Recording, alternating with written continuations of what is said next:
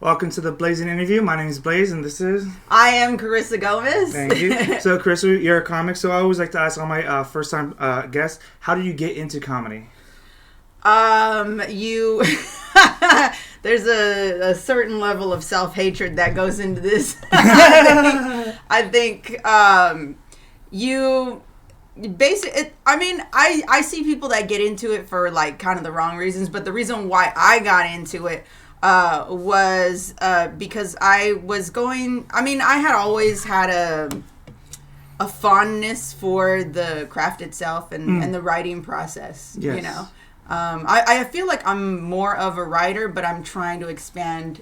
You know, now that I know how to get the writing process there, you know, and be able to do it improvisationally on stage, then I'm basically trying to work on like, my presence and how I deliver what I say. Okay. You know what I mean? When you come up with bits or skits, like what is your writing process? Because you feel like you're more of a writer and it's hard to get up on stage because the first time you get on stage, it's right. Yeah. Well, okay, so if we're talking about the reason why, you know, like why or how you get into it, basically how you get into it is...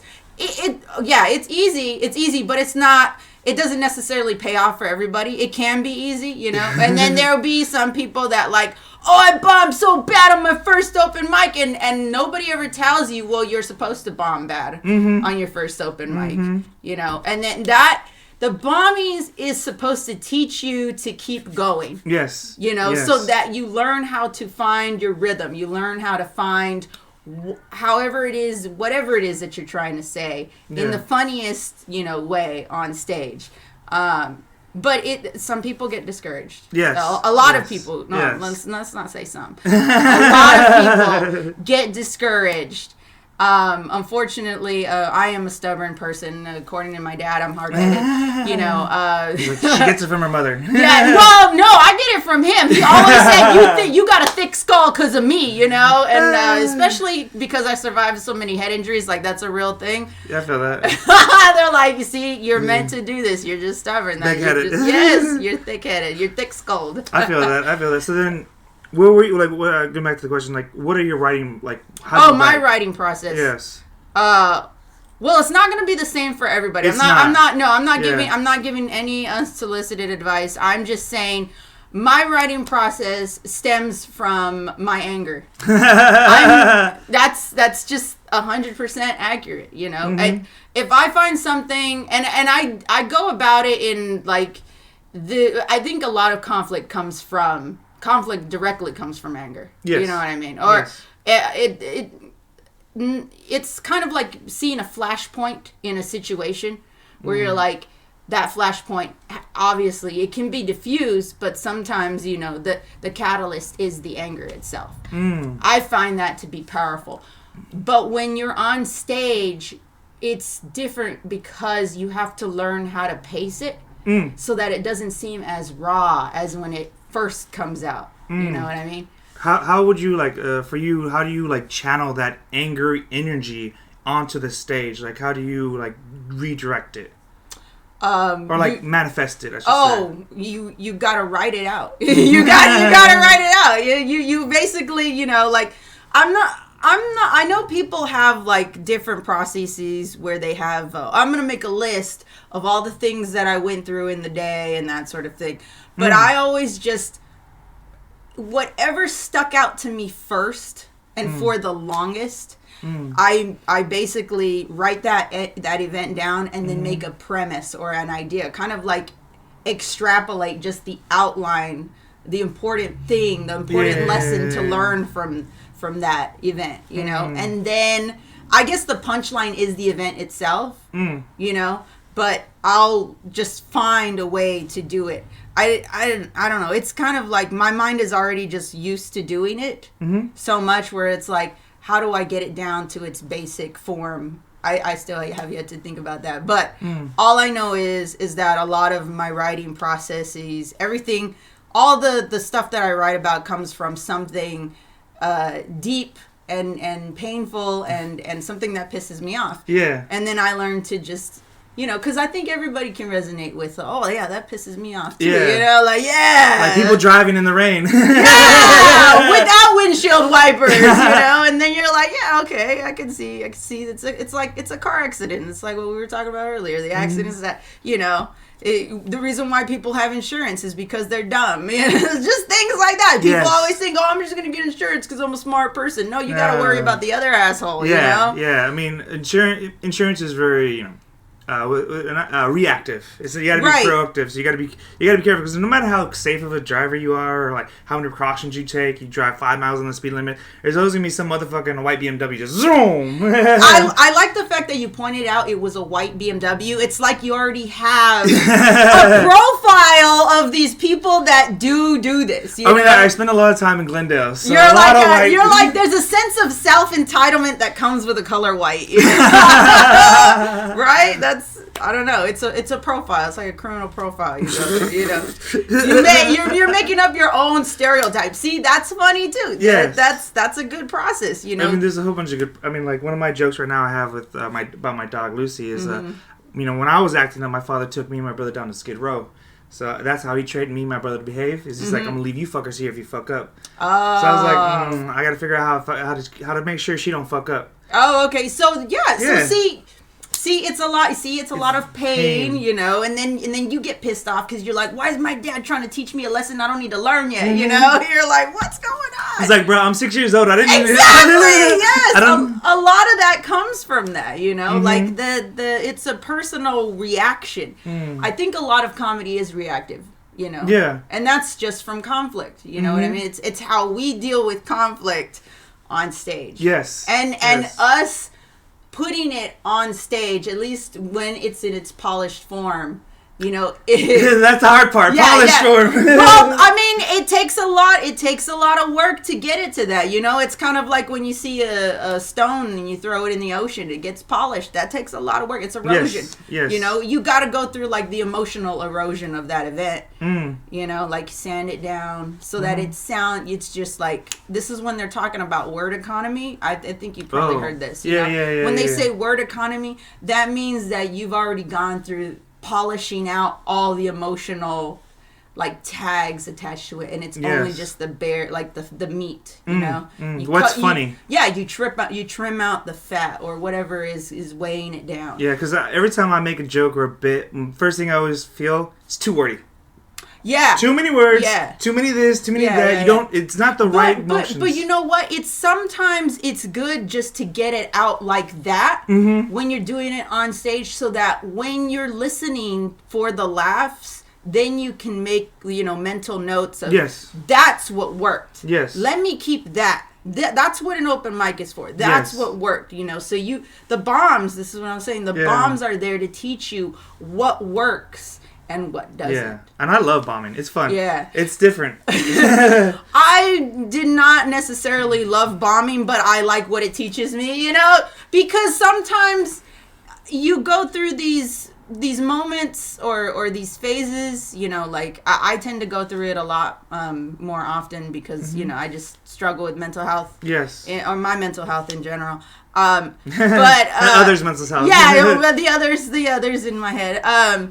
But I've learned that you have to learn how to you basically, it's like navigating all that, you know, and then learning how to put it into writing, and then the bombing sometimes it doesn't help, you know, but it helps. But at the same time, it's good. It teaches me, like, okay, it's almost like when you're going through anxiety. And you're like, or you're having a great day, and then all of a sudden you go through anxiety, and you're like, oh, I remember I'm human again. You know? Like, yeah, you're human. You're going to fail. Yeah. You know, and you just have to take that as the way it comes. Because I mean, if you're just good at everything, that's not fun either. Yeah. You know. I mean, there's a lot of comics that say there's no such thing as bombing an open mic. What a dumbass. Why? What a dumbass. Well, how can you bomb an open mic, bro? That's what open mics are for. Yeah, that's I mean, all nuclear facilities have testing sites, you know? Like, that's where our facility is. Our facility is the open mic. What's wrong with that? Like I'm a big believer in you can bomb at a show, but open mic, especially when it's a room especially like Hollywood comedy, it's an ice house. Like, there's no, 90% of the time it's just everyone just like, well, you might get 1-2 claps. Okay, but see, I think that's, like I said, I'm gonna still use that analogy. All testing facilities, all nuclear sites have testing facilities. That's our testing facility. You know, that's our lab. That's where we go and we test out, is this gonna work? Okay. And then that's what I'm saying. That's where the polishing comes in. Because, I mean, I don't think, Northrop and Grunham or whatever, you know, the people that make all these, I don't think they go out and then they're just like, yeah, we're just gonna bomb any fucking country unless you're George W. Bush. They can bomb any country they want because, so long as they have oil. Yeah, exactly. They're like, we're gonna make the best of this, you know? No. We don't. It's fine to have that, you know, bravado to go up on stage and to be, you know, vulnerable and stuff like that. But, you know, you got to have some reins over what it is you say. Yeah. You know, you gotta wrangle it up, you know? You can be kind of a cowboy, but you got to still, you know, be funny. Yeah, you got to still have, you know, control over your horse. Yeah. Okay. Yeah. Going back to, Hollywood comedy, I always juxtaposed that word. Yeah. It's dyslexic, so no, it's fine. I felt where you were coming from. I trip up more all the time, but I always compare Hollywood comedy and Pasadena comedy because they were both owned by Johnny Summers, and it's like the duality, whatever. The differences between dualities of them is I always say. Going to Hollywood comedy is like going to the big leagues, professional. You're sitting there, everyone's just ice, just cold, just hands folded and everything. Then you go to Pasadena comedy and felt like community college. Everyone's so everyone's supportive. They're like, yeah, keep going, yeah. But you know what? That also helps too is having an audience that listens. Because I know that there would be some people that just want the comics. They're just there in their head trying to focus on what it is that they're writing. They don't want to listen. You know, they're just like. Oh, well, I'm just going to get whatever it is and I'm not going to participate. But you know what? Sometimes listening to somebody else bomb or seeing them bomb helps you. Or what about seeing them also do good? Shouldn't that does help you too. Yeah. I mean, this is what I was saying. You got to learn how to treat it like it's school, basically. It is school. And I was really good at school. I know, even though it looks like I'm a, school shooter. I was really... but some school shooters are really good in school. Oh, yeah, obviously they are. They have to learn how to lock and load those guns, right? I went to public school, so I know. I went to a good public school, so I can't say shit. I didn't have the pleasure of going to the good public school. What is that? Is that you pay for it? Or? No, I went to Diamond Bar. Okay. So pretty much high property taxes. Snoop Dogg's son actually went to my high school the year after I graduated. Oh, that's right. He lives in Chino. Yeah. Well, no. He lives in Diamond Bar. He lives in the country area. The wait, hold on. So Phillips Ranch, that area? I'm surprised you know. No. Well, I know because I live out there. Oh, where are you from? Where'd you grow up? Okay, so all right, we're gonna get. Are we doing the? We'll do the flashback. We're doing the backstory. Yeah, all right. Okay. So I was originally born in Hollywood. Okay. So this is why my my Instagram handle is Doc Hollywood. It's mostly because my mom wanted me to be a doctor, but I just kind of played off of that, as in Department of Corrections Hollywood. But so I was originally born in Hollywood, and we lived kind of in I didn't know it was a ghetto until we left, you know what I mean? But we lived in a lot of bad neighborhoods around Los Angeles, mostly around Boyle Heights. Downtown LA. I mean, it's better now. Huntington Park, just the places where you'd get fake birth certificates, and fake green cards. Yeah, exactly. My family lived. A lot of my family lived in Watts, Compton, East LA, just all that. And we moved around a lot when we were kids. And then my dad got a good job and became more financially stable, and we moved out into the suburbs. We moved to Rialto. That's a nice area.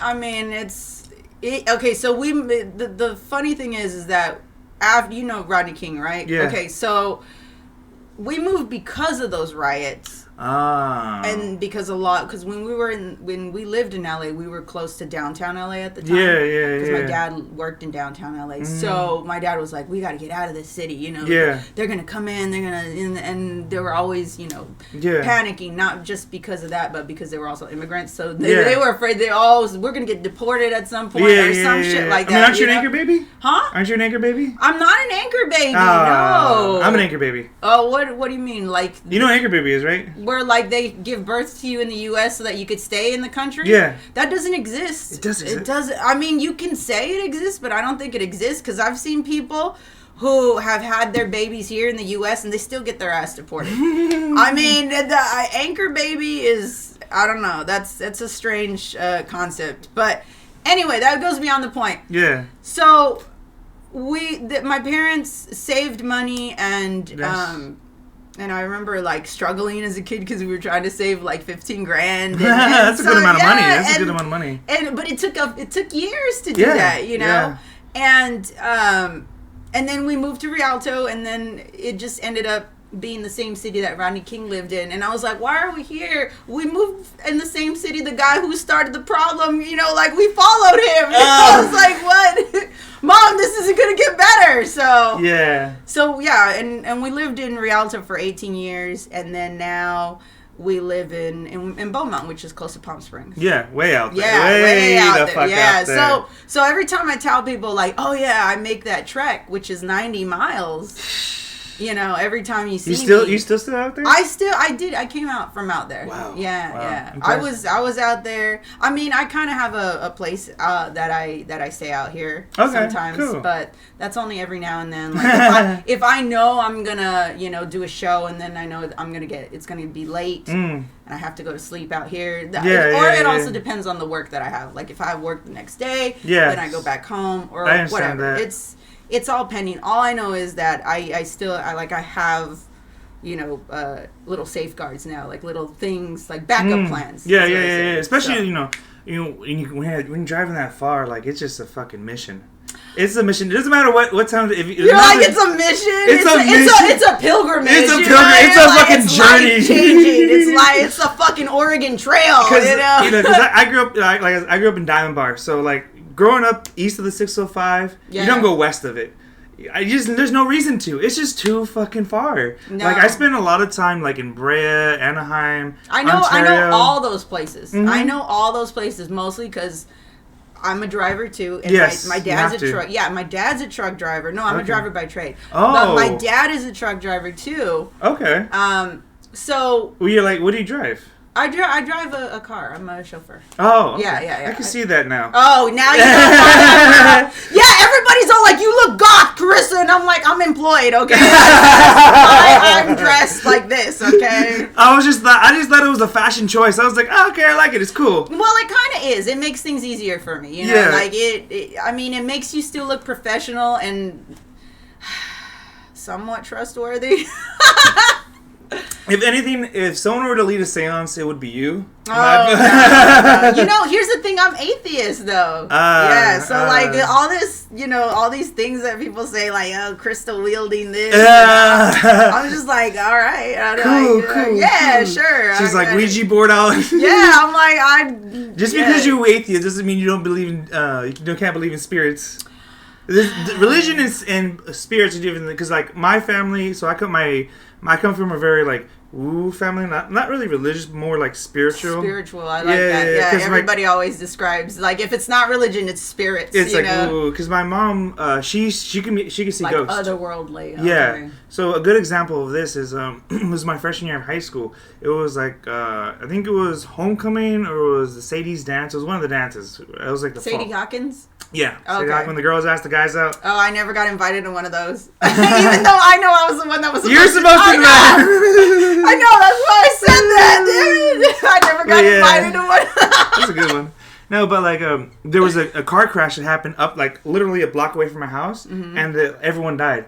And one person he didn't realize he was dead yet, so he was. Wait, how do you know this though? How do you know this person his spirit was walking around. Did he like come back and testify about that? Was he like, I didn't know I was dead yet? Well, here's how I know this, because he walked up, because my mom is Mexican, so she's always doing cleaning. She's always cleaning. Okay. She cleans the garage. Limpias. Yeah. Oh, okay. Yeah, she's always cleaning. Yes. Okay, I get that. Well, I think you have to be spiritual just being Mexican in general. Yes. You know what I mean? Because you can't just say, oh, it's a mental illness. No. Yeah. Because when I say it, they're like, wait, hold on. They're like, she must be possessed by a demon or something, you know? Because that's what my mom said to me once. This is how you learn how to roast, you know? Because your mom is teaching you how to do it first. Yes, she's telling you, like, you know, what the fuck's wrong with you? Yeah, exactly. But, so his spirit walked up to the garage, and she's like, oh, can I help you? Are you okay? And before he reached the front of the garage, his spirit evaporated.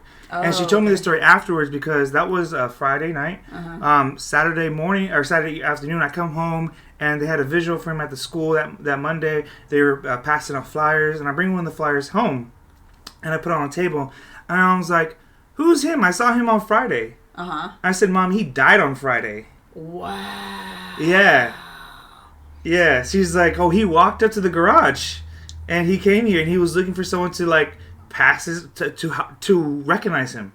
And, like, my grandma's used to work for her aunt. So my grandma's aunt was a shaman in Mexico. Okay. So it's kind of like just comes in the blood flow. Oh, like, wait, what do they call a shaman? The female one, they call it brujeria, right? Yeah. They call her a witch, basically. Yeah.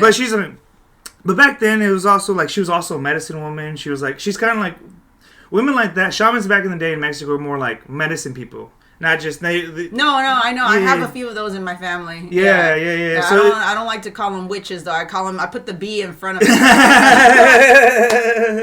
That's true. Like so that's where like my family is. So like I even go down like the path of healing myself. So like I think you've heard my stand up. I do massage therapy. So my whole thing is just about like teaching people how to heal themselves. Because when you think of the body doesn't get injured overnight. Most of the time the body gets injured like 30 years ago, and you don't realize it because you think it's minute, but then over time it builds. And like comedy and like massage is the same. It's because you gotta just massage the crowd. You gotta like feel them out because every client's different. Like when I have a client in, there's two things. One thing I always ask is like, how's your day going? And it's like, oh, my day's great. Blah blah blah blah blah blah. They just go off one another. And sometimes it's fine. It's okay. Yeah. And it's kind of like, okay, this person doesn't want to talk. So it's kind of like reading. You learn how to read the room of a one-person room. So it's a lot different. Whereas in comedy, you got to read the room of 30 people. Yeah. Yeah, but you know what I've also learned? That it's not just massaging the crowd, it's being able to win them over with what it is that you have to say. So you have to have that finesse in your material. It's also like when you're bombing, like how to unbomb or how to pull yourself. How do you massage your bomb? You know? Like I'm just gonna because when I'm bombing, I think there's two ways of going and bombing. Either A, you stick with the material you brought up, or B, you scratch that and you admit to your bombing. It's like, I'm bombing, ain't I? This is going horribly. Yeah. Are you enjoying it? What do you want to do? I mean, there's so many different ways to go about bombing. Like when you bomb, how do you feel is your first reaction towards it? I mean, this is a really interesting segue. How we jumped from spirituality, we're going back to. I'm very good at this. I'm very good at this. All right. I'm very good at just pip off. How do I massage my bomb? I don't acknowledge it. First of all, I acknowledge it in my head, but I don't say it on stage unless it's super bad. Unless you know. But one of the things that I feel is that I make light of it. I just keep talking about something that is more truthful, and then it picks itself up again. When you say more truthful, what does that mean in like? Basically, I noticed that when you say things for what they are, without like, this is what I'm talking about, like word economy. Yes. Sometimes just saying it as basic as it sounds, you know, makes it funny. Okay. Just simplify it. Simplifying it. Simplicity works. Yes. Kiss. Keep it simple, stupid. Keep it simple, stupid. Yes. Exactly. Oh, so you took geometry then. Yeah. Latino. My favorite algebra quote was a I forget, a quadratic formula. The negative boy couldn't decide to go to the radical party, and he missed on 2 amazing chicks. Oh my God. Wait, so let me ask you a question. Was your geometry teacher a wrestling coach too? No, my geometry teacher, she was a bitch. But, no, I'm just kidding. She was I hated her, but the thing was really good about her, what was good and bad about her, is if you got her talking about, like, reality TV show, she'll go on a tangent and forget about it. So every day, the whole class was like... We'll talk about reality TV so she wouldn't give you your homework? She wouldn't give us homework, or she was like, oh, we didn't go over that, so I'm going to have to take this off and take that off. And she's like, oh, fuck. Dang, you guys are so smart. I was a Diamond Bar. Shit. I get that. I went to Diamond Bar. That's that hood mentality right there. You're like, it's survival instinct, you know? I know, I get that shit. Oh, my gosh. Diamond Bar is fun. It's just... There's no reason to go to Diamond Bar even if you live there. You just drive right through it.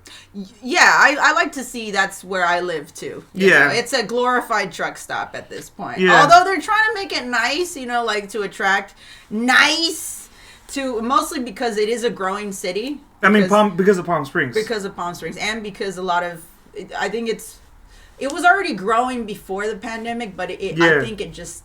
Because so many people, especially people who work from home, they want to get more bang for the buck. They want to be away from the city. Yeah, and especially now they can do that. Yeah. But it just pisses me off because the traffic we had in LA is now out there, and I'm like, we're not equipped to handle this shit, you know? Like, get the fuck... Why don't you stay home? So you're in the forefront of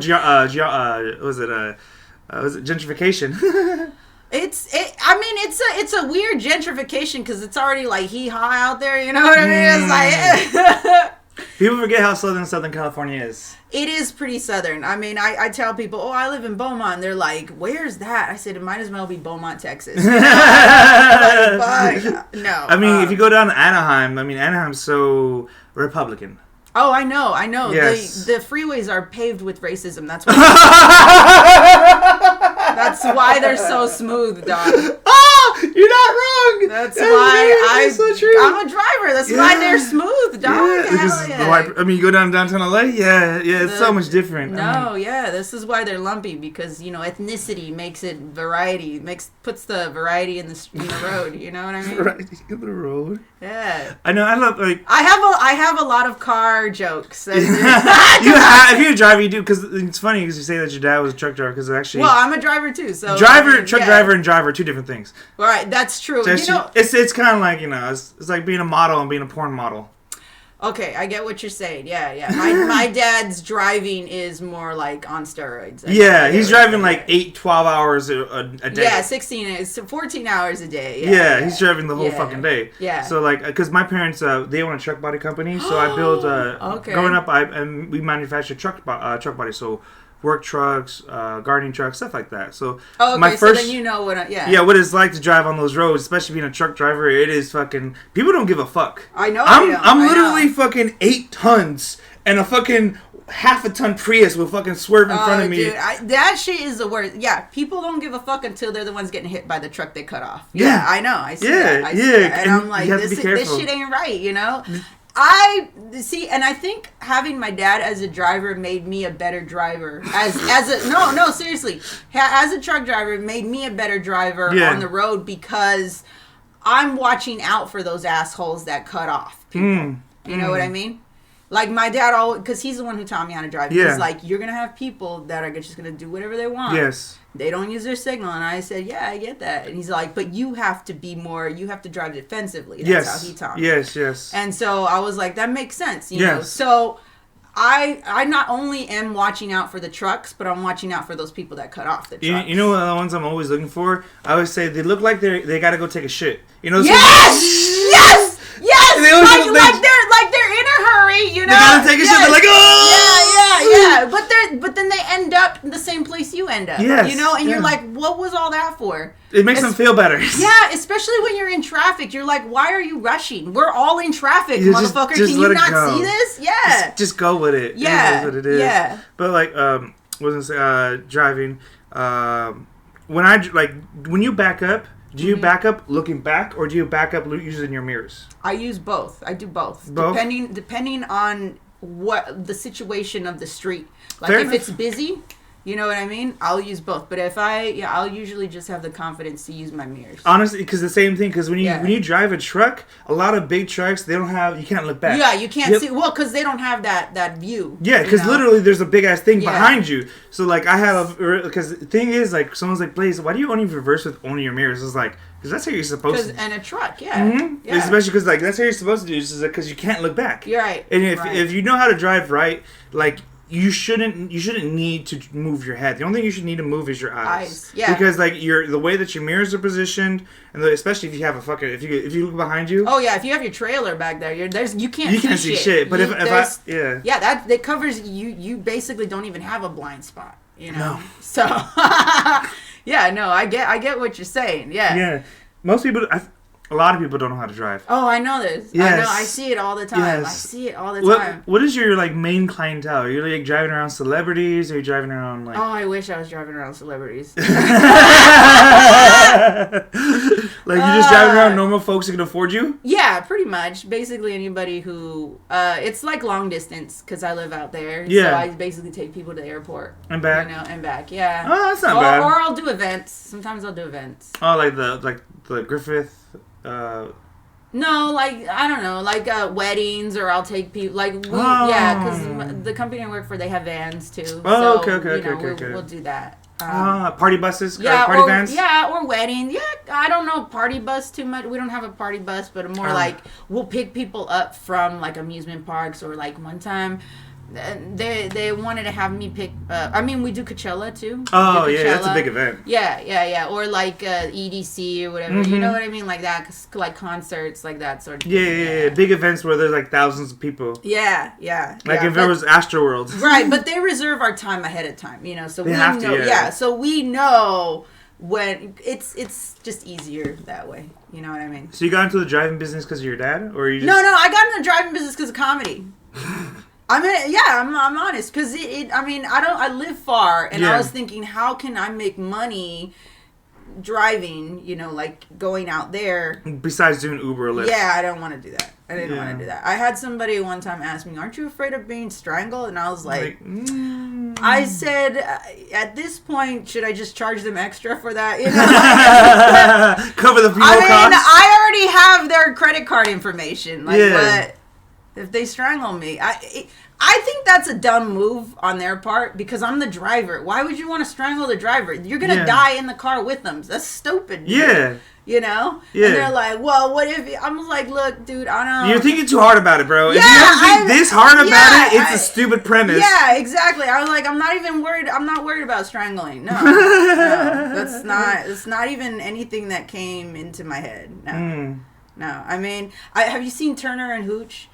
No, I haven't. Okay, so there's a scene where, like, because Tom Hanks is a detective, so there's a scene, and I always thought about this in my head, like, if somebody did try to do something stupid, there's a scene where somebody puts a gun to his head, and the guy doesn't have a seatbelt on, so Tom Hanks drives his car into a brick wall, and that guy flies out the windshield and dies. Yeah, And I always think that, hey, I got that. I got insurance, right? Let's do this. I mean, technically, your insurance would cover you. My insurance will cover me in the car, but I mean, that guy is dead, and that's the point. You know what I mean? I mean, let's be fair. Like, I feel, because I know a good amount about law. And it's like, there's one guy a few years ago, he sued this couple because he fell through the roof. And he broke his leg, and he sued them. Because he was breaking into their house, or whatever. He sued them. And he won because his business was robbing banks, but because he fell through the roof and broke his leg, he sued them for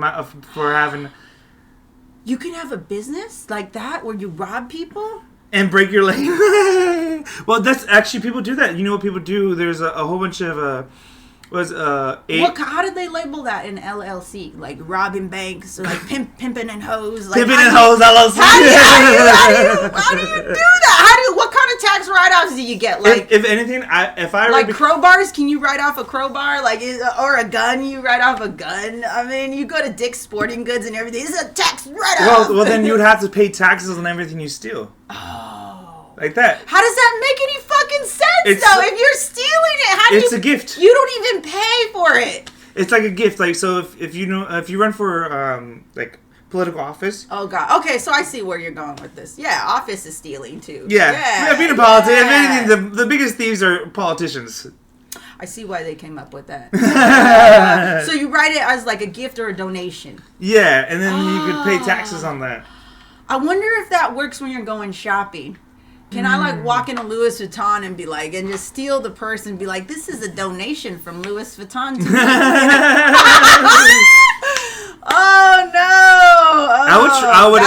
You could try it. That's a very evil thought right now. I feel powerful at this moment with that information. I feel like, well, technically in California, you can steal up to $950, and it's just a misdemeanor. Wow. Mm-hmm. So you have to steal 900. So you have to steal like 10 bags, and you can sell one of them, and you pay that off. Yeah. Right? Oh. See, DUIs don't pay. Stealing does. Yes. Though. Yeah. Yes. So what you gotta do is you gotta steal a whole bunch of shit. And then, and then sell it to pay off your debt or to pay for that lawyer. So long as you get caught. Yeah. Oh, but if you don't get caught, it's even better. Yeah. It's all yours. Yeah. It's all free. You ain't gotta report it. See, because it's under the table if you do it right. See, it's just a whole big circle of fraud. Big circle of fraud. If there's one thing I know is how to legally cheat the system. You know what? My sister's an accountant. She never told me this shit. I'm pretty sure she knows because a lot of her bosses, I don't know. First off, your sister's an accountant. She don't help you out with all this tax write-off shit? No, she's too busy working, dude. She don't help you? No, I don't do it. I don't. She doesn't. I mean, she's not a CPA, right? Because accountant and CPA are two different things. Because you can be an accountant. Yeah, she's an accountant. She's not CPA. Not yet. She's going to school for that, though. Ooh. Yeah. Yeah. You can make big money being a CPA. She already makes a lot of... She makes good money being an accountant. But accountant, you make great money. But being a CPA, especially working with taxes, you can skim a lot. I mean, I pay for my CPA, I pay $300 a year for my CPA. Wow. But the thing is, what's funny? What's the worst part? I pay more in taxes than Donald Trump does. Like this last year in taxes, I had to pay over like $5,000 in taxes. You know how much Trump had to pay? Not a damn thing. Not a damn thing. Fucking politics. Yeah. Well, no, I wouldn't call that politics. I'd call that tax law. Tax law. I mean, politics. Like, there's so many. Like, there's so many things about like. Oh, tax the rich, tax the rich. Oh, I hate this. Okay, so we're basically saying now. I know this is not part of the podcast, but we can talk. Is it? It's okay. part of the podcast. So basically, you're saying that the entire country is supported off of the hard-working money of the taxpayers. Is that what you're saying? Isn't that what I'm? Yeah, this is supposed to be doing. Yeah. Is that what you're saying? But the billionaires and millionaires. But the billionaires stay on top. By not paying. Okay, so why are they billionaires? They're not. Why do they even vote? Why do they even matter? They don't pay taxes. Well, here's the thing: is because they fund the politicians, and so because of that, they fund the politicians to keep them. Yeah, to keep them or to change power. them in power. So that way they keep them like. Jeff Bezos can write off so many things like this is pissing me off. No, it's not good. It's not good. It's good in terms, but then I'm gonna start thinking, I gotta write a fucking premise to this. Yes, go ahead, do it. I encourage you. I encourage it. If this podcast encourages you to do more writing, I will love it. Okay. See, but I don't like writing about topical information. It's just so weird. It's hard because it's so timely. Yeah. Because it's dated. It will date you. Within 6 months, that joke's... Sometimes 3 months. Within 3 months, that joke's dead. Yeah, exactly. That joke's like, oh, yeah. Yeah. I only have one joke that's dated, but it still works because it's about, like... it's about immigration? Not just about immigration, but it's about, like how Spain is colonizers. You know what I mean? And so it's basically about like how Shakira. Did you hear about Shakira getting locked up?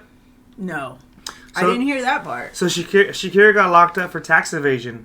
So that means her hips can't lie, but our IRS returns sure do. That's good. I like that. Yeah. But the second part is she didn't get locked up in LA or New York. You know, the big cities. Yeah, where she got locked up in Spain. Oh. You know what that means? What? Goddamn Spanish colonizers took another natural resources from Colombia. Up. Oh right? my god. Yeah. Okay. Yeah. So it's more like not just timely because it's timely because it's her being locked up is only going to last because she got locked up I think for like 8 years. Whoa. Yeah, but like she's fighting it. I think she's doing like community service and like paying fine. You know, when you're rich, you can fight not going to jail. There's so many things you can do. But like it's timely, but it also like reflects back on like historical events. Yeah. So you have to be able to like it's hard like being timely. I mean, every time you said the word locked up, I thought about her thighs. I was like, oh my god, I only know of the only thing that wants to be locked up are every man between her thighs. That's all I'm thinking. Or some women.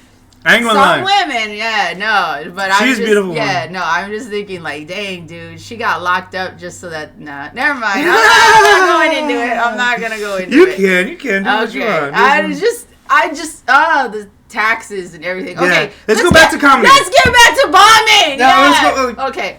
Let's talk about like, what are your favorite like mics and shows to do?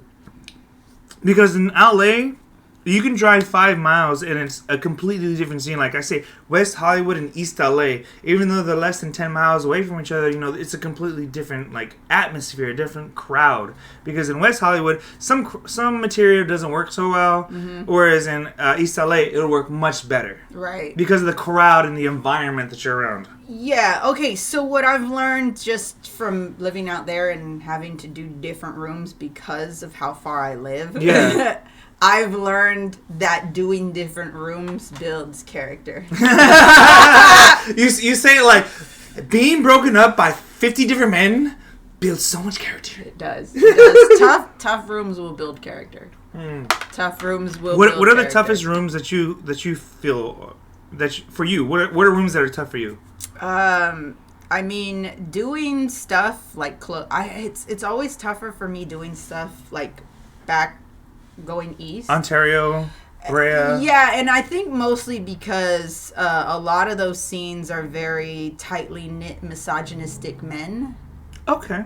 Yeah. Okay. No. I can see because a lot of those rooms most of those places in like once you pass 605, I feel like those are more bar scenes. Yeah. There's not really many club scenes. There's not really a comedy scene. Yeah. So you have to learn how to deal with the dynamics of the bar and the chaos that goes with it. Like the only place that I know for sure that's open out there is like the Brea Improv.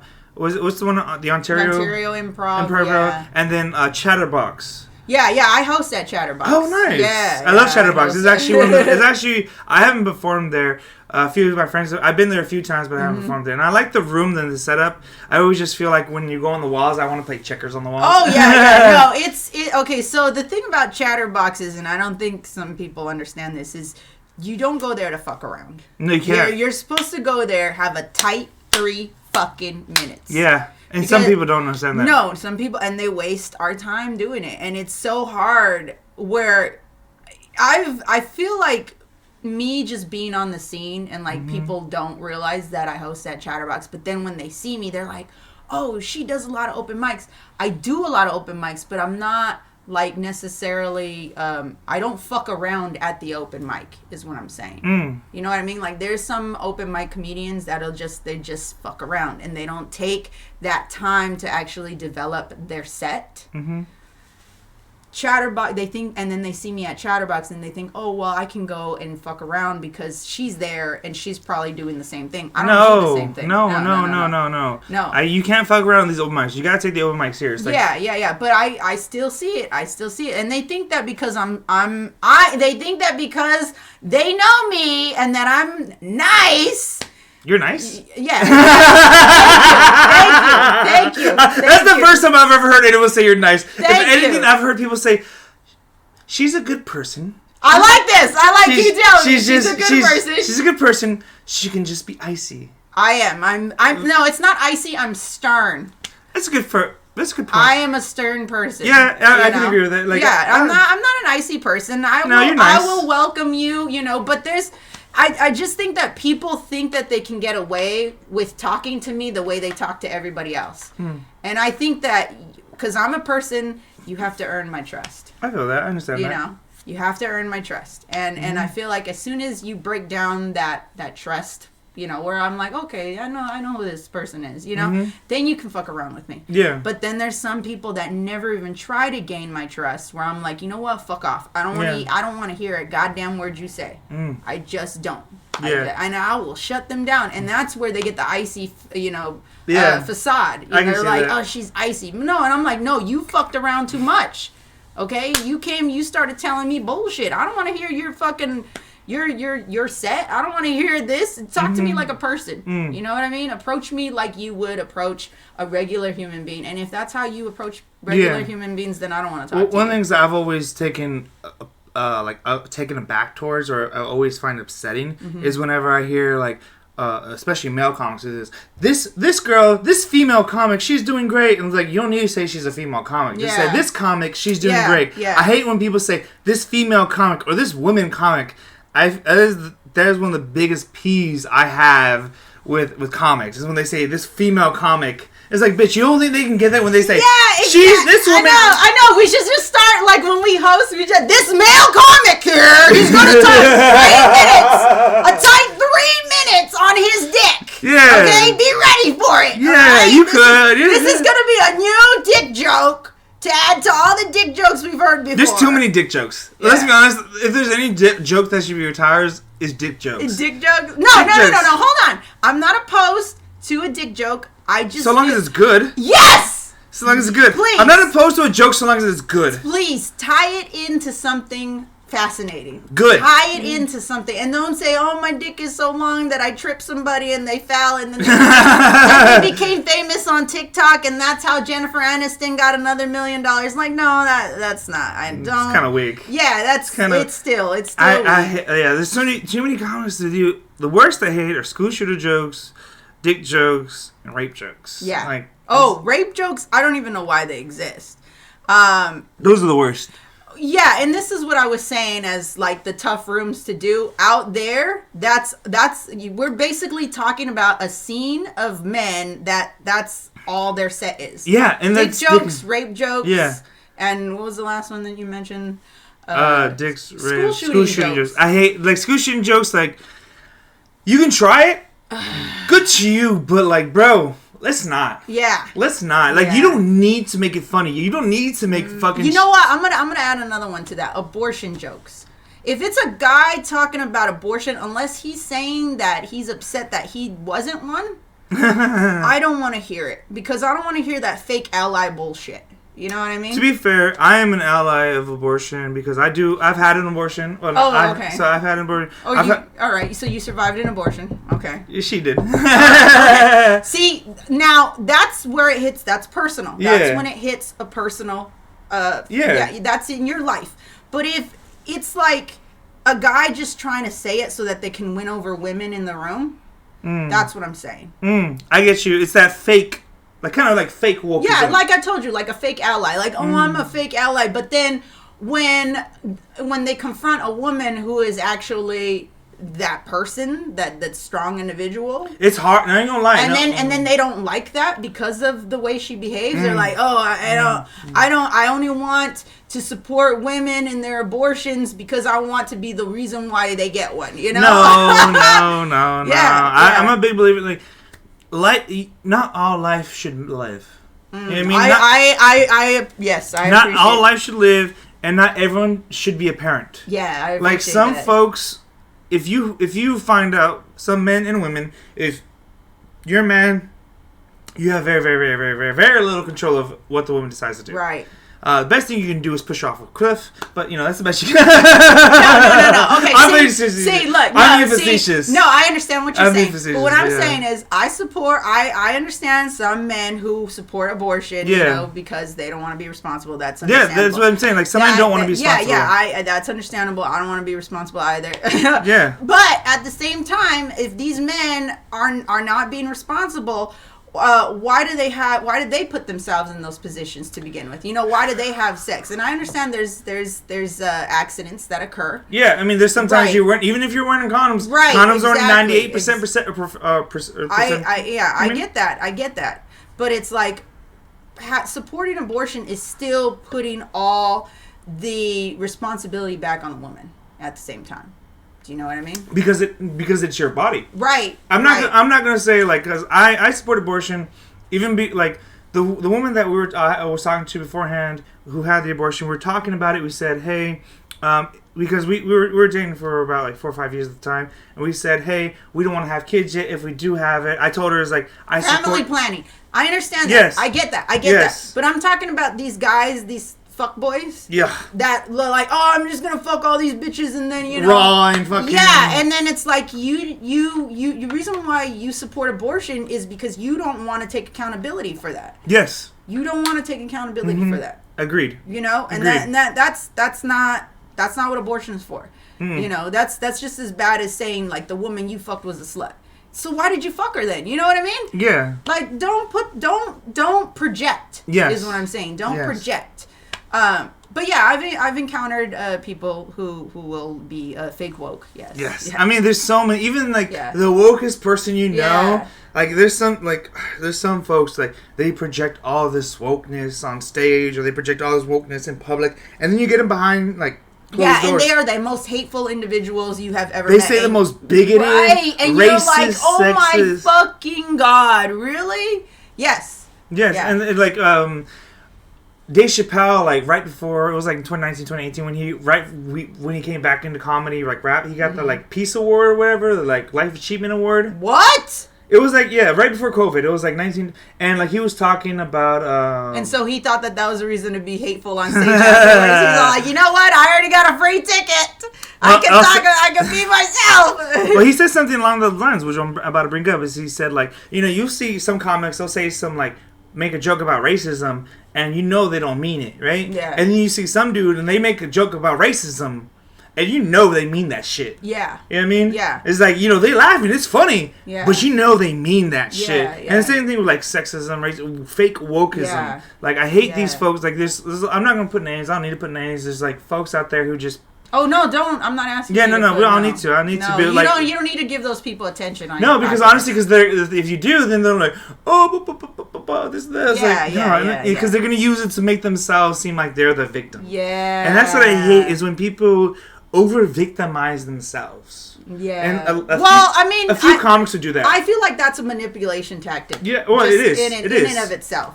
But, I support abortion. I understand that everyone should have a choice, which is also why I support suicide, because I think that... Agreed. I think that's late-term abortion for adults. I do agree with that. Like, I will say this, because I think it was either a country or a state. They legalized, I don't remember where it was like 2 or 3 years ago, they legalized suicide. Or euthanasia, right? Euthanasia, yes. Yeah. I forget where it was. But I think it's one of those Nordic countries. Maybe. It could have been. It may have been like Sweden or Norway. Yeah, it has to. Somewhere. I don't remember, but they said if you want to commit suicide, it's a year-long program. You have to go to a therapist, say that you want to commit suicide, then you go through a year-long evaluation, and that therapist's job is to make you not want to commit suicide.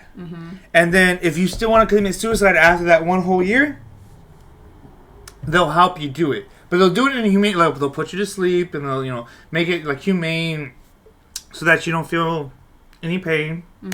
Hopefully.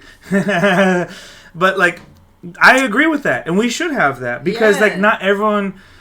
I also agree. Not everybody should be living. Not everyone should be forced to live. Yeah, you shouldn't be forced to live. You shouldn't be forced to live. But I also see. I'm a big proponent of that, because I will go through phases where I feel suicidal. I'm open about that. I'll talk about Fair that. Enough. I feel suicidal, and I know that that's not an acceptable thing to say in this country, because everybody values life. Fuck that.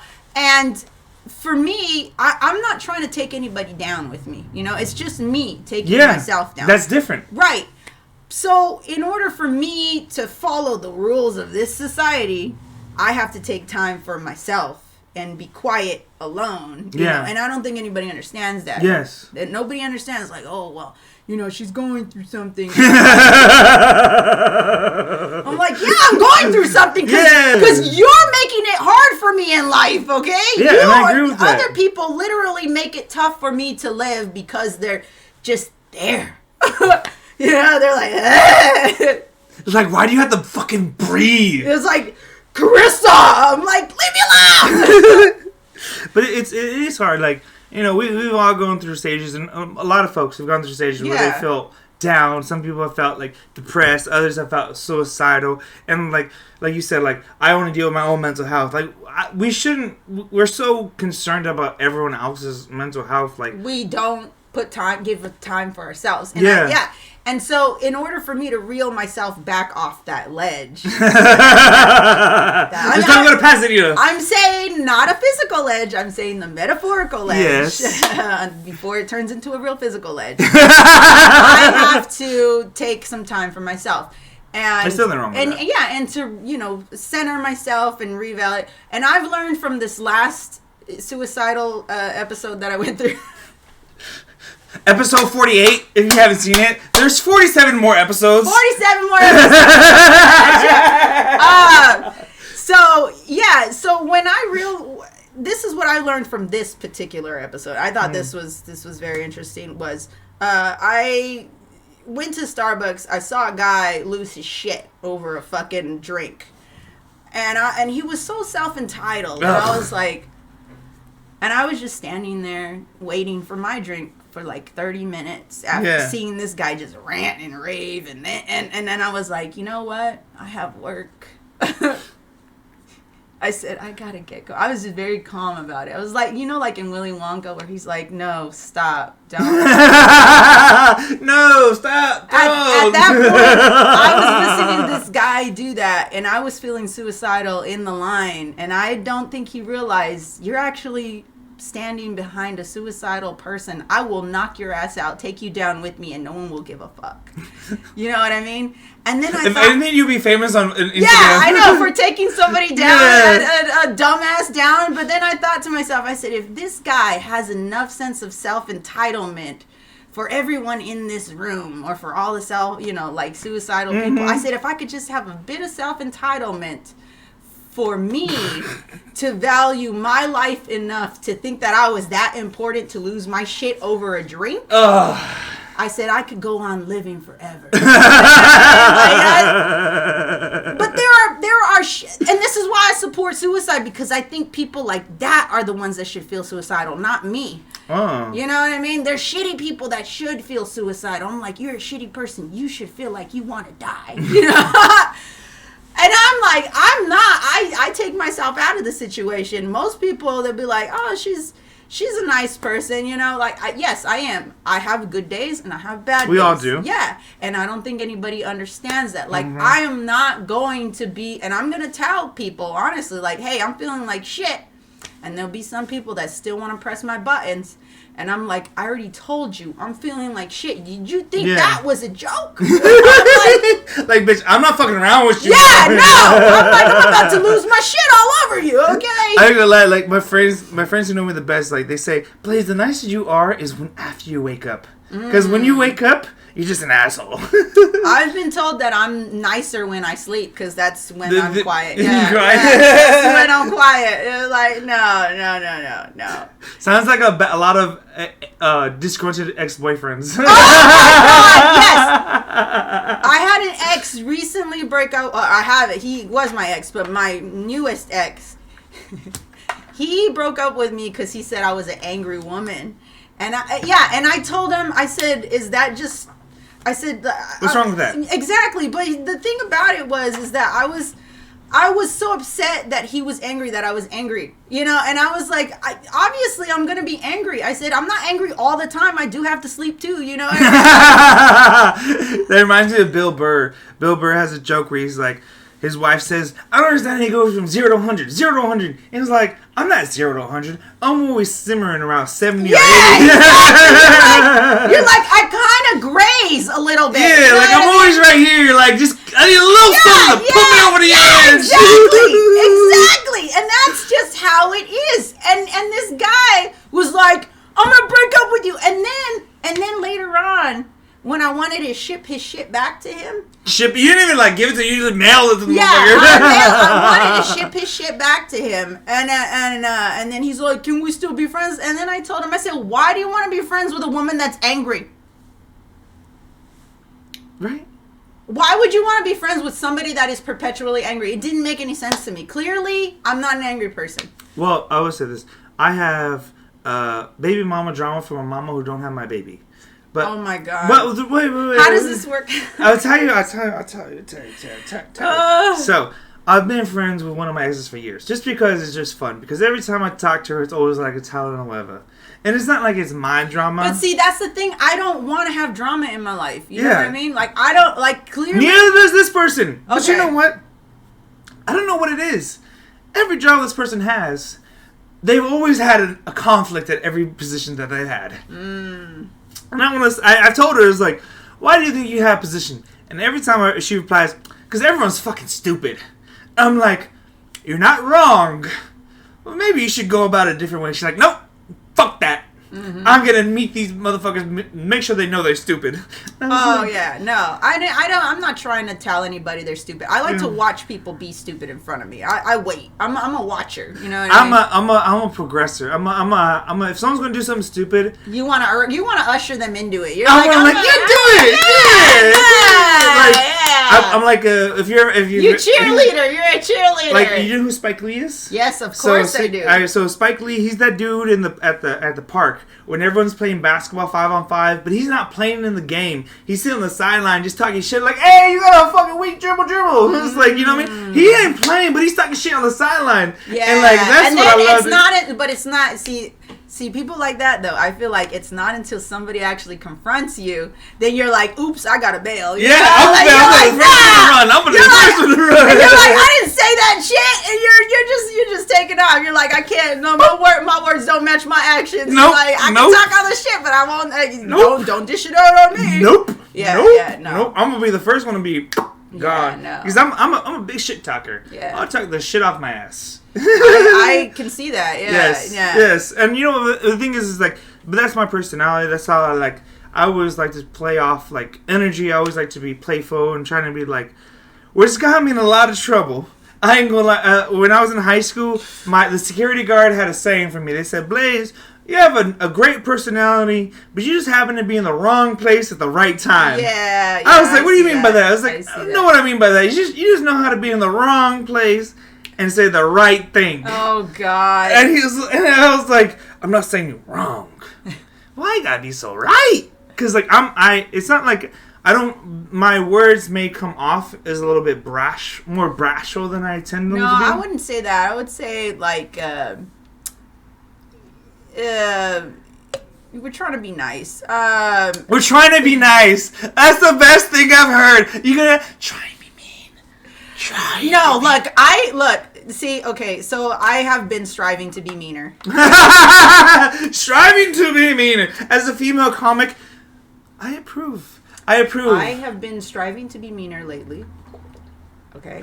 All right. So that's one of my goals for New Year's. Be fucking meaner. I have to be meaner, and for me to be mean means that I have to state, my personal boundaries. Because that's not mean. That's just I know, but to most people, for most folks, especially here in LA. Yeah. Especially a lot of folks are huggers. Oh, look, I don't have a problem with that. I don't have a problem with being hugging, but I understand what you're saying in terms of your personality, because I feel like I'm the opposite, where like I am quiet, I stick to myself, I mind my own business, I focus on who I am, but I always get a person every now and then that likes to fuck with me, and I'd be like, do you think you're gonna get away with it?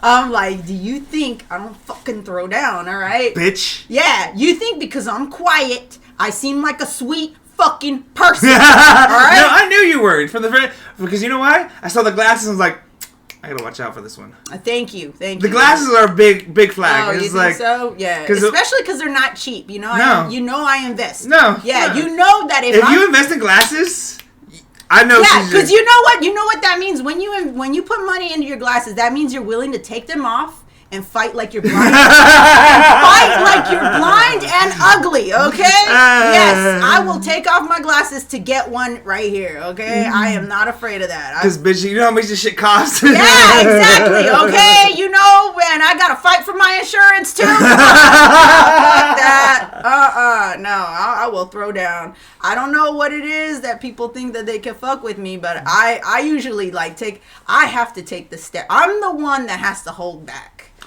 You know what? I can see that. Yeah, I can see it. Because I see that glimmer in your eyes. Every time I see you, I was like, I have to. She can do worse. I have to gloss over. I can see the glimmer in your eyes every time I see, especially when you do the.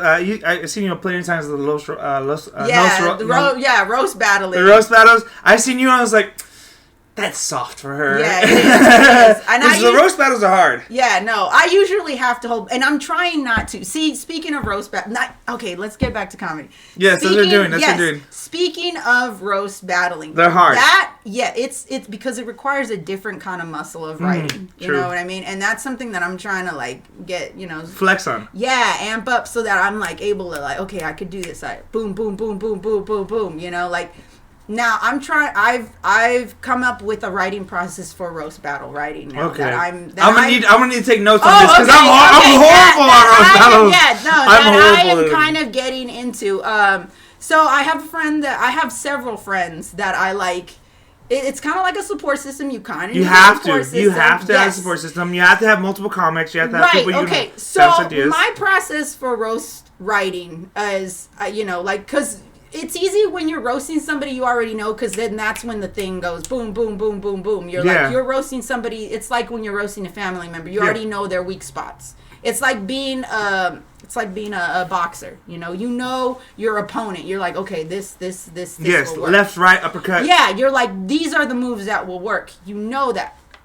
This is why your mom can take you down because she knows you. She gave birth to you. She's like, I know this kid's Achilles heel. So.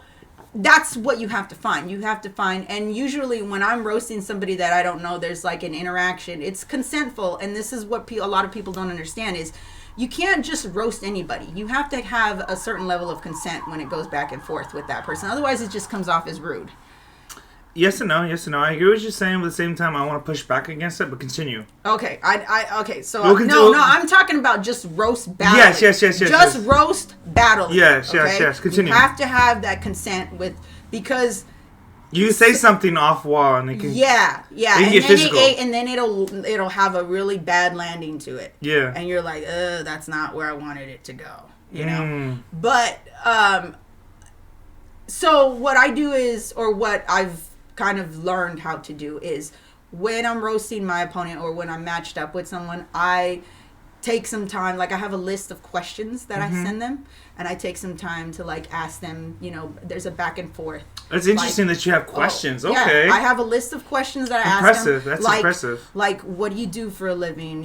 What was your childhood like? How did you grow up?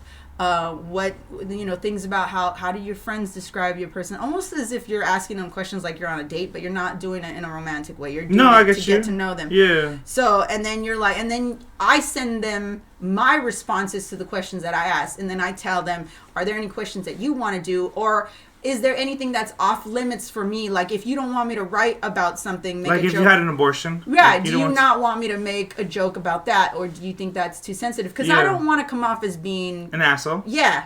And like I said, it's consenting. And we want... Because I feel like the more fun you have on stage, people will see that. Yeah. I want to see... I've only been in 2 roast battles at Nos Llores. First one, I did horrible. Lost to Marco. Yeah, I know. I think I was there. You've been in both of them. You've been in both of them. The second one was against Russell. Now that I say it. Yes. That one was also... I only had one good joke, which was he looks like the naked mole rat from Kim Possible. Yes. That's the best one I had. That was good. Yeah, that was good. That's the best I had. And the only reason I won the second one was because I had personality and I was dancing. And he fumbled. And once he started fumbling, I was like, no, well, because you guys are kind of already friends. Yes. You guys are very familiar with each other. So that's why you were able to be fun on stage. Yes. And that translates well, especially if it's a show, that translates to the audience. Yes. But what I'm saying is I've encountered people that will roast people for no reason. Like, people they barely met. And this is what I'm saying, as in it comes off rude, because it's like, why did you just say that? Huh. You know what I mean? Like, that's not charming. If you don't, but to be fair, in that situation, in a roast battle, you're not supposed to be charming. You're supposed no. We're not talking about a roast battle. We're talking about outside of the club. We're talking about on a private level. Like, if you're at a store, that's different. If you're at a store and yet, like, I feel like men do that a lot to women. When they're trying to date them, they will roast them, and women will look at you like, nah, that's not gonna fly. That's not charming. I don't like that. I can see that. You know what? That's another way of negging. You know, like to nagging get or negging? Negging is like to get a woman to like lower her standards because you're insulting her. Oh. Yeah. Okay. That is not a good to insult a person is not a good tactic in any way. You gotta like there's a certain like, oh, can I? Although this is what I've also learned from learning how to roast people, is it's also a good tactic to handle, like when you're doing bar shows and you've got all the chaos, it's a good tactic to handle the hecklers. Yeah. You know what I mean? Yeah. Because then other people will see, oh yeah, they're interrupting. You know, and then it sometimes it gets the whole room to listen to you more because they're all ganged up against this one asshole that's trying to interrupt. I've seen that plenty of times. That happened this one time. I was in Thousand Oaks for a show. It was at a restaurant kind of show. We were in the back, and one of the it was actually funny. She just got off work, and she was one of the servers, but she was in the back with her friends, and she was loud as fuck. There was 2 comics who went up. She was talking through both their sets, and then the third comic went up, and he was like, I forget her name. Her name might have been like Jessica or something like that. You mean or Amy? I don't remember. Something simple. Let's say her name's Jessica. It's like, damn, Jessica, you just talking through everyone said blah, blah, blah, this and that, and he's just like roasting her, blah, blah, blah. And after that, everyone started listening to her. But the funny part, which because I was one of the comics who she was talking through the whole set, I found out afterwards that she apologized to us, and she was like, oh, I'm sorry, blah, blah, blah. But after that, she went into the back and she started crying in the bathroom. Oh. And I was like, thank God. But the comic who made her cry, I was like, oh, I feel so bad. But me and the other comic who they were talking the whole thing, you're like, fuck that bitch. But you're like, you know, this is a show. Why are you trying to make it about yourself? Like, but she wasn't. It's not like she was making it about herself. It's just that she was just talking so loud that it was obnoxiously, like, it was loud enough that you could hear her when there was pauses. That's not necessarily what I'm saying. Heckling. Yeah. That's not exact heckling. That's like accidental. When they say like, "Oh, you're fat," I'm talking about, because I did a show in Redlands at a brewery, and this is where it's like, you know, like it got really bad. Like this table, and this is what I was surprised after I destroyed them. This is what I thought was surprising. They were actually there to see a comic. They were there to support another comic, and I was like, but you guys know the rules. You got to be quiet, you know, or at least talk in a low voice. Yeah. So after this comic, he was the only male on the show. Okay. After this comic got off stage, all of his buddies just decided to stand up and start screaming like they own the fucking room. And I was like, you realize your friend went up first. You have to sit for the rest. Yeah. You know, and I was a feature, and I was like, I'm not going to have this. And I was like, you interrupted almost every single fucking comic, and it's because they were women. Yeah. You know what I mean? And I'm like, I'm gonna fucking take you down, bitch. Yeah. You know?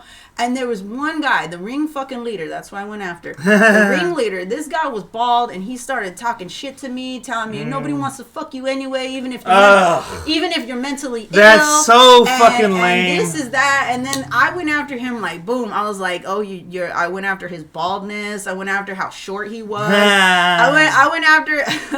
I went after, because he told me, like, nobody wanted to fuck me. And I said, the only way you'd get fucked is if you... It was bad. I was like, okay. So I said, the only way you'd eat pussy is if it were a kid's meal. That's and he got upset, and he kept going on and on. And I said, why am I trying to be... And he's like...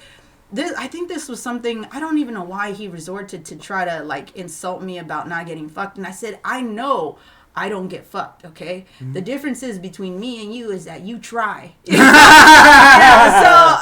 yeah, and then that was funny, and then everyone just like, and like the whole fucking room roared. That's great. They were all screaming. They were like, yeah, and I was like, you look like Joe has no Rogaine. No Rogaine. Yes, Joe has no Rogaine. That's a great fucking bit. Yeah, and then it was like, it was so bad. He kept going on and on and on. And I was like, I said, you look like the only way. You look like somebody would have to read you a bedtime story after you had sex, you know. And it was just so bad, and I was more upset. Like, even though I took this guy down a peg or two, because I think he's into pegging. He didn't seem to shut up, you know. And then I was more upset that I ran through my whole time telling him off than actually doing my set. Yeah, that's upsetting. I mean? Yeah, because then I was like, how do I pick up from, like, I did like maybe 5 good minutes of my set, and then afterwards I was like, what? Why are you guys standing, and why are you screaming during my set? Why are you interrupting? Why are you yelling at me? Yeah. You know what I mean? And then the next 10, I think he let me go on 20 minutes. Yes. So the next 15 minutes was just me telling his ass off. Honestly, if I'm a promoter, I just hear this bitch, like, you going off on the motherfuckers, like, go, bitch. Go. I only got a 15-minute spot, and the host was just like, keep going. And I was like, I don't want to keep going. I want to do my time. Yeah. You know what I mean? Because you do want to use it. Like, honestly, I want to riff at most for like 2 minutes. Right. In the beginning. But after that, I want to get into my stuff. The stuff that I feel like I love. Yeah, but that was the thing. He just felt the need to keep fighting back. And then, here's the worst part. Once I got off stage, he was like this tall. And I was like, and I said, so this whole time, I didn't have to roast you. I could have just gotten off stage and taken you out myself. You know what I mean? That's what pissed me off. Is like, I literally could have like shoved him, like, you know, like held him. You would have swirled the motherfucker. You could have just given him I swirly. could have held him back, you know, and he would have just been like, his arms are smaller than yours. Yes, I could have just held him back, and just that would have been the show. Seeing him try to physically fight me, like, that's what it looked like, and I was just, it was disappointing but a lot of people, the guy who runs the show was like, yeah, that was a good show. A lot of people keep asking about it too. When you're gonna come back? Yeah. And no, I feel that, because when you just, I feel like when you do off the cuff, off the riff, and it just works, and you're just doing it, when you just clowning on some dude, especially when it's like everyone hates the dude. We, especially as comics, when you roast the motherfucker who's been just being an asshole, it's just like, thank you. Yeah, it's great. But I don't know. See, because the owner of the brewery, he has another brewery in Laguna, and I did his room out there too. So he remembers me from that. He remembers my set. But then when I did and came like and try to do that same shit out here in Redlands, it didn't fall well, mostly because of that fucking one asshole. Yeah, that's how it'd be. That's you know, how it'd be. And I was just so upset. But at least I got some free drinks from him. There you go. I got a lot of people that were like, yeah, we would have kicked his ass too. And then they said, yeah, but we saw you were doing a good job at it. And I was like, love. I know, love. That's one of the greatest compliments. As like when you roast someone and then like everyone goes like, yeah, you roast the fuck out of the motherfucker. That's one of the greatest fucking compliments as a roast, because the roasting is hard, because like, especially like ha-has when you knows yours, because there's a lot of like people who are doing it for the second, fourth, fifth time. Well, it's gonna be rough. Yeah, it's a lot of half. I'm not saying that because you have to do it. A lot of I'm not saying it's disparaging, because I do the same. A lot of our jokes in that area, in that specific place, is a lot of our comics in that area half-baked. Not that they're bad, it's just that, like... What, like physically half-baked? Like they've been getting high too much? That too. But also just, like, it's like, it's a good premise. Like, I see where you're going with it, but if you had, like, 2 more months to fix it, you'd kill it. Yeah. You know what I mean? Not that it's bad, because the Nose Yoda's podcast, the Nose Yoda show, you only get a week. Right. You get a week, and it's hard to fucking come up with a joke in a week and like really go after it and really because after you finish the show, you're always like, fuck, I should have done this and done this and that. But see, that's why he had it. Like that specific show was there to teach people how to roast. Yes. You know what I mean? Which I appreciate because that's where I learned how to do it. That's where I learned, and then you catch your teeth. You do it there so that you can be ready for the store. Yeah. Like that's how I used it. You know what I mean? I've seen some people at the store who aren't that good either. Yeah, but I mean, that's not a place where you want to be remembered as being not good. You know what I mean? If you go to a place that's like, these are the finals and you fuck up, you fucked up. Yeah. You know, you're like, yeah, people are going to remember that. You know, even though they say, oh, we're never going to remember that. Nah. No, people remember that they didn't want to remember your set. That's what they're going to remember. They're going to be like, I didn't want to hear this set, but I heard it anyway. Yeah. You know? But it's also a teaching. It's a step. We're talking about learning lessons. That's going to teach you how to find, you know. And it's okay to fail. Yeah, it is. It is. But this is what I was also saying in terms of writing for roasting. You know, you have the questions, and there's always something new that you discover that you can, like, how do you become a better writer? How do you learn how to do this? Sometimes even just working with other comics. Like you write your jokes out and you say, hey, I'm having trouble with this particular premise. Is there something that you can give me that might change it a little bit? Yes. I do that all the time. I do that all the time. I write my jokes out and then I send my list to like several friends of mine. To people. I'll send them out. I'm like, okay, we're going through the editing process. You know, I do. And then they're like, okay, so then they'll send me their feedback, and then I'll rewrite it again, and then I'll be like, okay, how does this sound? So then I'll send it again. No, that's what you have to do. I mean, cutting the fat, the pebble in the water, pebble in the sand, the pebble in the beach. That's what I want to do. We're trying to smooth it out. Yes, and there's nothing because sometimes some jokes take a weekend, some jokes take 3 months, 6 months. Every joke's the same, and that's the part that's so beautiful about comedy is just the working of the joke. Yeah, but see, with roast jokes, this is what I also learned. Roast jokes, you should always keep them. Like, write them down, keep them in your arsenal, because sometimes you can go back and use them for someone else. Reuse that. Like, let's say you didn't use it. Let's say it didn't land well. You can, and then once you've gotten the knowledge, you're like, oh, I know how to rewrite that for this particular person, and it's going to hit. Yeah. And then it does. Yes. And then you're like, there's the magic. You know what I mean? That's so beautiful. Yeah. That's the beauty of comedy. That's what I love so much. That you always have and that's what I've learned from doing the roast, is that you gotta always keep your roast jokes so that you have an arsenal of shit that you can shoot off. Yes. You know what I mean? Yes. I completely understand what you're saying. Yes. That's important. It's like having I'm gonna compare it to a gun. To a gun? You can, go ahead. It's like you have a gun, and then when you run out of bullets, you have an extra magazine. You have an extra magazine in your pocket. You're like, this is where... That's why she's got the coat. That's why I got the coat. This is where I keep all my roast jokes. This is where I keep all my roast jokes. Yeah. I get that. It's true. I want to swap this real quickly to, like, how do you feel like female artists are towards other female artists? Because I feel like a lot of females have, say, like some of their toughest critics, toughest people to like win over another female. Or our peers, absolutely. Our peers, which is, other female comics. Which is understandable. But like, how do you feel? Do you feel like there's a divide? I would hate to say it like this, but in female comedy, quotation marks?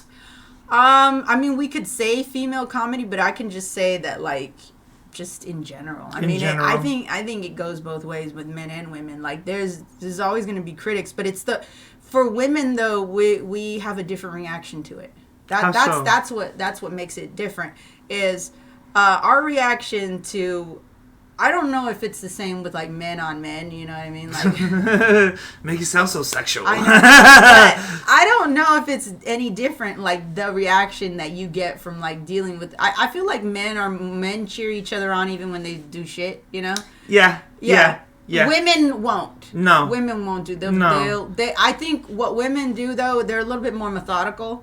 So we'll see something that we didn't like on stage, and we're like, I'm not going to do that. Yeah. They're like, I'm going to... I'll say this because I've had a conversation with one female comic, and she was talking about another female comic. She's like, I don't understand why people like this female comic.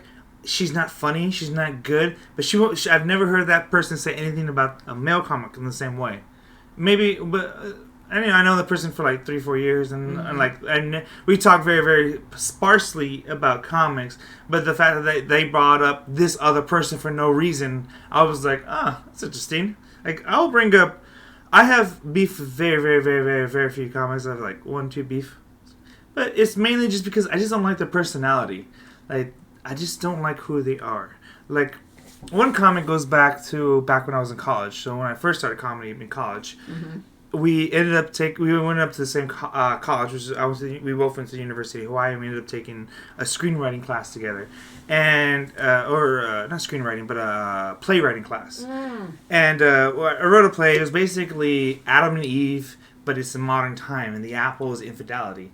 But every time I would because the rule was when it was your turn to have your screenplay criticized, like I was fine with the criticism, but then when we went to this one person who I've known for a while, every time they said something, I've never before in my life, before or since, had it where I was trying to keep my emotions down so bad that my eye was twitching. That was the only time. Like, there's only very, very, very, like, in my life, I would say there's 3 people in my life I'll never respect. That guy's one of them. I think there are people who are hypercritical of others, and I think it comes from a place where they don't realize that they are two alike. I can see that. There are people that are hypercritical of other people. Look, you're very alike, but you don't like the other person because for some reason you think they're not being honest or genuine. Truthful. Yeah, you genuine. think there's a lack of genuineness.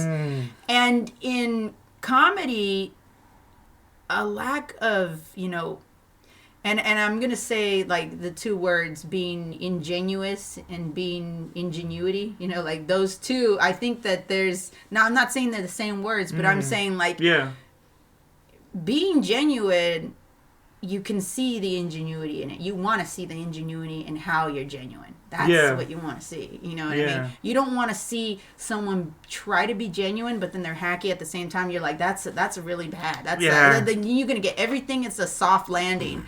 And then you're just like, you want to see, I think it comes from like you wanting to see that person do better. You know what I mean? Because you're like, this person probably has it in them to do better, but nobody ever told them they should. But then at the same time, you're kind of like, that's not your job to tell them. No, I just feel like I just don't like them as a person. It's not that I want them to do better. If anything, I'd rather let them burn and die. Oh, yeah. Okay. It's more of that. It's more of that emotion. I just don't. I don't know what it is. A few people in my life is just like everything they've done. It just pushes, like irks me. And to your core. To my core. One's a comic. 2 people I've known in high school, and then I know another comic. But I've gone over that. The 4th person, I kind of gone over them, and like not liking them just because of like having to sit down and having a conversation with them and trying to like talk to them. It's like. But talking to someone that you don't like and like telling them you don't like them is a very interesting path because but you know what I've learned from you see, I think you don't have to like anybody, you don't, and nobody has to like you either. Fair enough. That and when you realize that, it makes your job easier, especially as a comic. Yeah, so I think in order to get around that, this person isn't working as hard as me. You're using comparative language. Like, why do you even give a fuck? Focus on yourself. Yeah. It's mainly, for me, like I said, it's just mainly just because I don't know what it was. It's just this person, I just never respected their comedy, respected their thought process, respected their work. It was just like, even though they're still doing work in comedy nowadays, doing other things, I don't know what it is. I don't know what it is. I just... Maybe, like you said, it's just like I feel like we're too much alike. Maybe that's what it is. Yeah. Maybe that's what it is. Where you're like, oh, you're alike, but then you're like... But that's when you realize, like, maybe we're not alike and we're just different. And once you realize that you guys are different... Yes. Then it changes everything. Then you stop giving a fuck about this person. Yes. You stop giving a fuck. And I also noticed that when you see them and they're doing bad on stage, you see them doing that, you're just like, I revel. Yeah, I revel. Yeah, you just gotta let it be. You're just like, you know what? Who cares? Every time I see that person do bad on stage, I'm like, please do. You just gotta stop giving a fuck about what other people are doing. And it's true. It's true because you can only focus on what you're doing. Because like a lot of us, especially if you get distracted, because if you get distracted in the drama, then that doesn't look well on you. Yes. You know what I mean? Then you're just like, I'm just as guilty as them. Yes. You know, you're just like, why do you want to bring that kind of attention to yourself? You don't want that kind of energy or attention. That's true. That's true. You know what I mean? But you know what?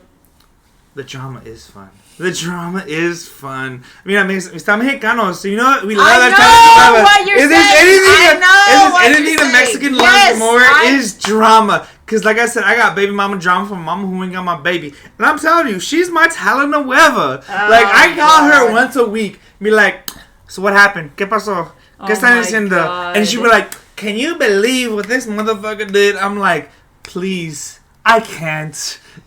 And she's like, well, because, okay, so did you break up with her or she broke up with you? Okay, so this girl... All right, all you have to answer is who did what. And then I broke up with her. Okay, I broke up with her. Okay. Main reason because we were high school. We dated in high school, senior year of high school. I broke up with her because she wanted we were both 18 at the time. She wanted a kid.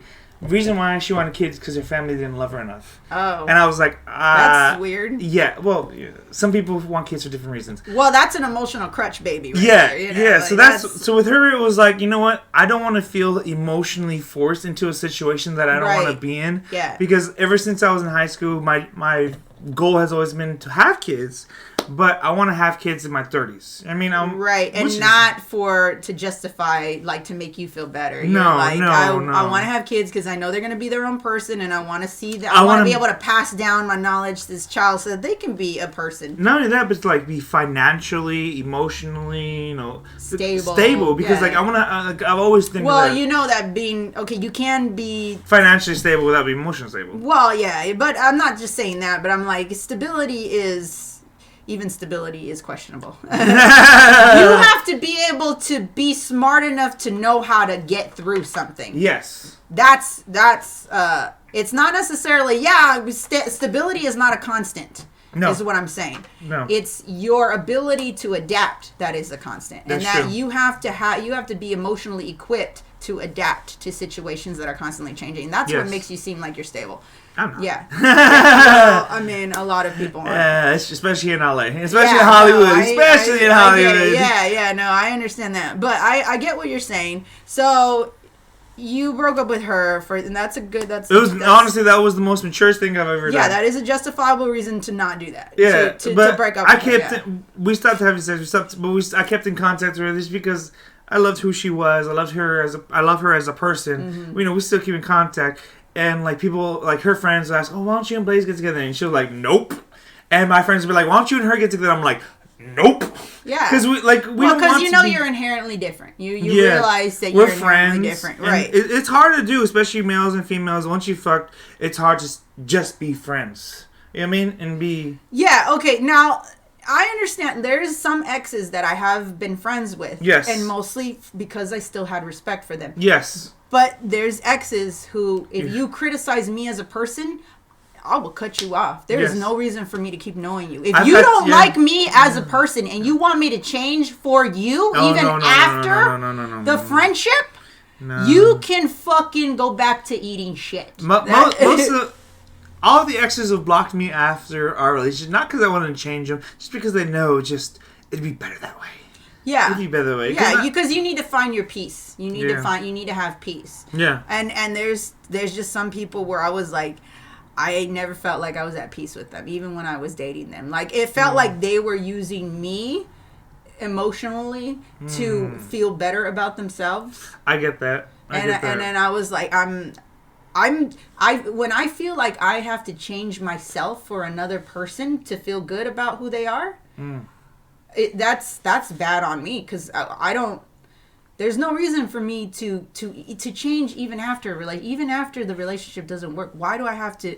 You know what I mean? Yeah. I get that. Especially once the relationship is done. Yeah, like you said, you don't want to be forced in a situation. Being forced to change. Yeah. No. Like me and the girl, like we're still good friends. We still talk. We'll have. She even say, "Why the fuck do you say that? You're fucking stupid. You're a fucking idiot." Mm-hmm. And we'll have our tussies. You know what I mean? But you tolerate that, and you already know what it is. Yeah. You already know what it is. You know it's like good natured. You know not how to take it. You know how not to take it. Yeah. And it's more just like us, like as friends, like telling each other the uncomfortable truth.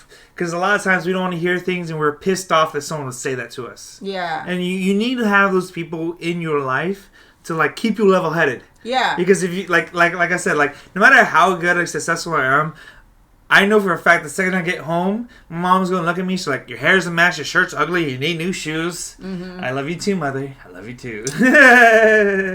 Yeah, but it's just, I'm not there for somebody to be constantly criticizing me. You know what I mean? Like if you liked me, and I'm not saying that I'm the best person, but if I accept you, but I'm just saying, like if I accept you for who you are, it has to go both ways. Yes. You know what I mean? If I'm not asking you to change, why do I have to do the extra effort to do it for you? Mm-hmm. Mm-hmm. You know what I mean? But the thing is, like, we also have to understand, like, people do change. People do change, but they do it on their own terms. accord. Yeah, they do it on their own terms. And you shouldn't force people to change. Like, I'm an alcoholic. Me and my best friend, Crystal, we both say we are alcoholics. You know what I mean? Every time we see each other, say, "How you doing, you alcoholic?" And we're like, not drunk enough. But that's just how we interact with one another. Right. That's how we know each other. It's just like, we know our defaults and we'll point them out to each other. Right. In a mocking way. But you know, and this is what I was getting back to with roast jokes. You know how that person means what they say. Mm-hmm. You know what I mean? Yeah. Yeah. Like I said, roasting is just a different muscle. It's hard. It is. It's hard. It's honestly, I feel roasting's harder because it's the only position where you can go into a negative. Yeah. You know what I mean? Because like I see, because obviously you gotta score in roasting. But if you do bad, that's a negative. Mm-hmm. And then they roast you on that bad joke that you did, that's another negative. And then they roast you again, that's a third negative. Like, you can go back, like, you could be in the hole and roast, like, off the first joke and never recover. Yeah. Even though the next 2 or 3 jokes you have after that are great, that first joke bombed, so the rest of the set is just horrible. Yeah, no, but you know what also makes you a good roast writer is listening to more roasts. Mm-hmm. Like listening to other people do roasts. And not only that, just like doing more roasts. Yeah. Doing it, listening, learning, and then making lists. Making lists upon lists upon lists. Yeah. I had one comic who came up here on the podcast. You can hear it. I'm not gonna say which one, but he took offense to the no shoulders lineup to the judges. Because they were talking all shit in this thing. Oh, it comes with it. You have to, but he's like... Yeah, the judges are untouchable. You can't touch the judge. You have to just take it. But he was like...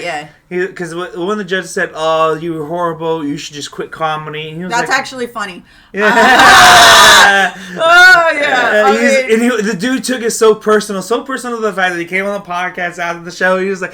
Fuck that dude. Fuck him. You can't tell another comic to quit. I do more than you. What the fuck have you done in the comedy scene? Oh my god. I mean, like, do they not realize they have to earn to be a judge? They've done more than that guy has done.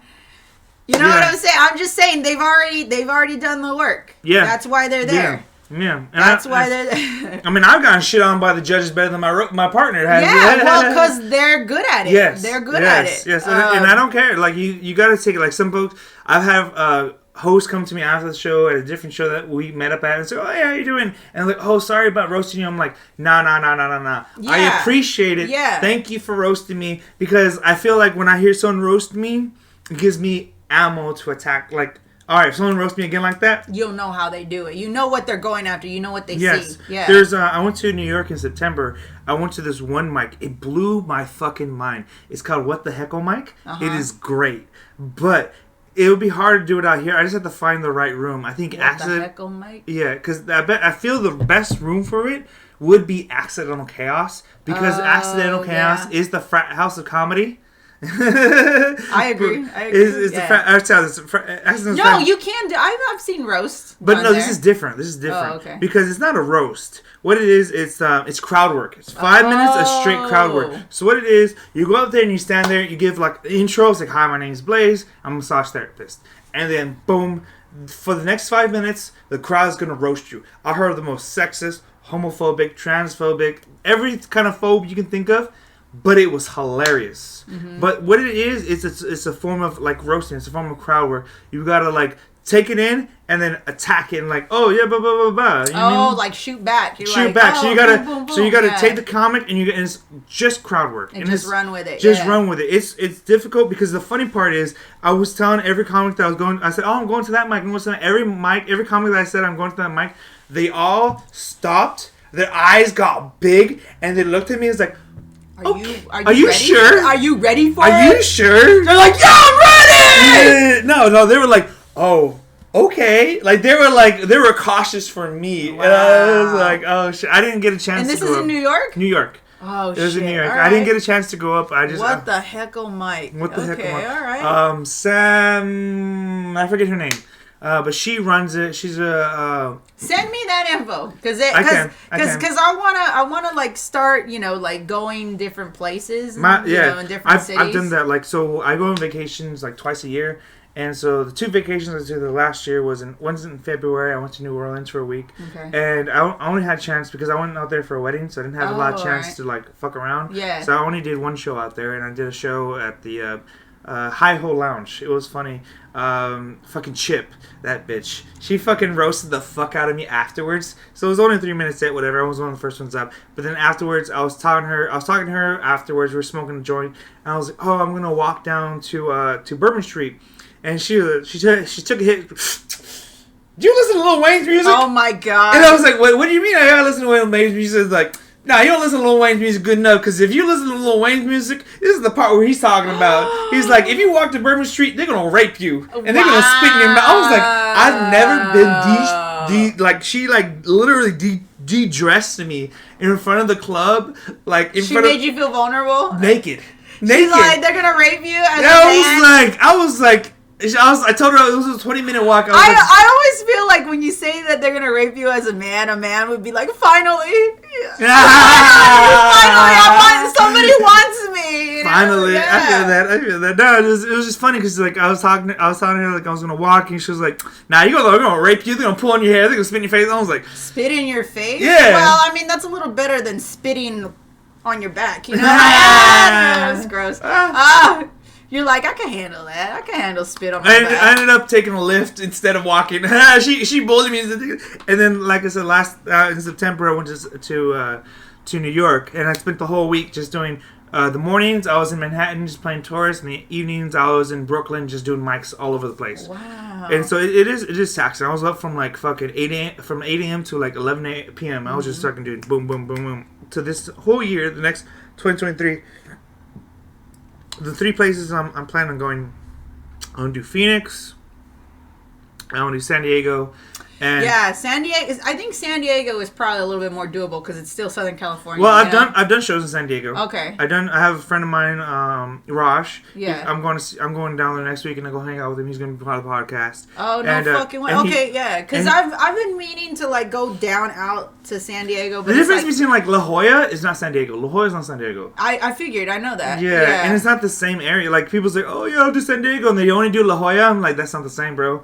Like, you gotta go out there, you gotta do the mics, you gotta do the shows, you gotta do like the small things. I just feel like anywhere I go, I'm still gonna travel 2 hours. You know, like anywhere I go, I'm still traveling the 2 fucking hours. I mean, honestly, you're closer to Reno than anything. No, that's a little. You're right. That's 3 hours. That's a little. Why Reno though? I'm like, why would I go to Reno? I mean, that's like I feel like a lot of comics, especially LA comics, that's like their out of state like show.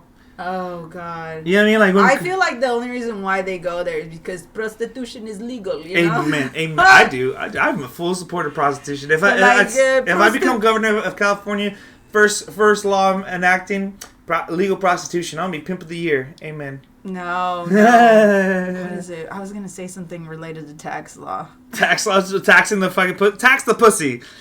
Don't grab the pussy. Tax the pussy.